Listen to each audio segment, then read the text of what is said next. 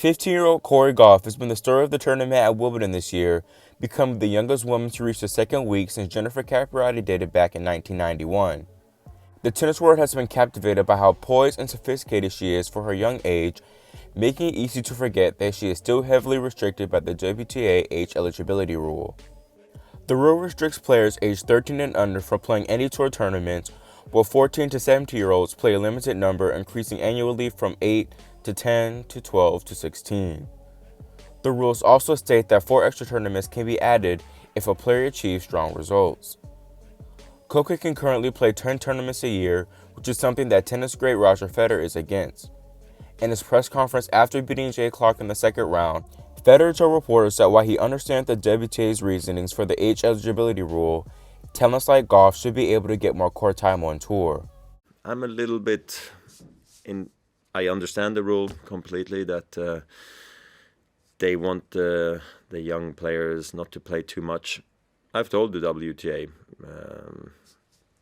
they should loosen up the rules because I loved seeing Hingis doing what she did at a young age, and this is not me being involved in any shape or form with Team 8, through Coco. But of course, I tried to give her as much advice as I can, through Team 8. But I think it'd be nice, if they could play more, because I feel like it puts, in some ways, extra pressure on them. Every tournament they play, it's like the week, and this is now where I finally am allowed to play. I have to do well, right? And I'm not sure if it's maybe to some extent counterproductive, but they could do maybe do a mentoring system that there is maybe still a rule about how many terms they're allowed to play, but maybe it should be more, in my opinion.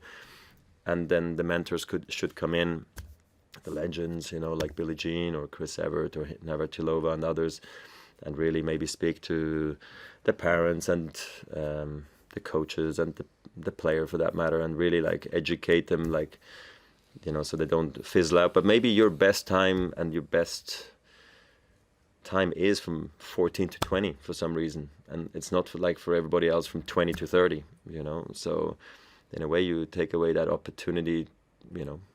Some want to have kids maybe at 24, so at least you had a strong career for 10 years, from 14 to 24. I don't know, so it's up to debate. I don't have the perfect solution, and I see why they did it, because we've had a history of some tough parents out there, but at the same time you're also increasing the pressure every week for that player to produce. Yeah. The reason why the age eligibility rule is a thing in the first place is because of child prodigy Jennifer Capriati. Jennifer became pro at age 13 and became the youngest ever player to reach the top 10 at age 14. However, the pressure of tour life proved to be too much for Jennifer, as after a first-round loss at the 1993 US Open, she took a 14-month break from pro tennis, during which she was arrested for shoplifting and for possession of marijuana. Another young superstar, Martina Hingis, also had difficulties after her early success, suffering from injuries later on in her career, retiring multiple times. In my opinion, I believe that the WTA should keep the age eligibility rule how it is, because it protects the young players from burnout and contributes to longevity in their careers. In the women's game, it's become more normal to have these young up-and-comers going deep in the major tournaments, while on the men's side, it's very rare for teenagers to make the second week, so an age rule isn't needed for the ATP.